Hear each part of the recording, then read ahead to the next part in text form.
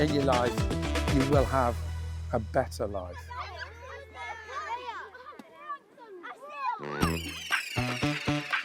We had so much fun today.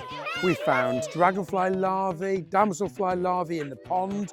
We found a newt, loads of beetles, loads of spiders, millipedes, centipedes, and kids love bugs. They love finding stuff. I'm Mike Dilger, naturalist, broadcaster, and wildlife expert.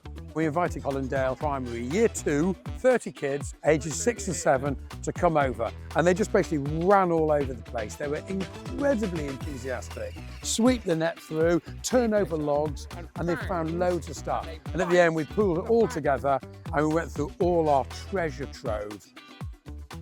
I got like a centipede in there. I got a snail, a fly and a woodlouse.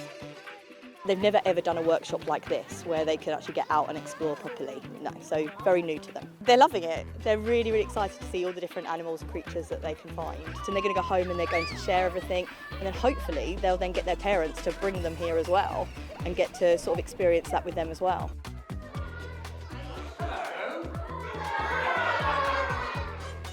This afternoon, I'm going to give them a talk all about wildlife in their garden or wildlife in their school grounds.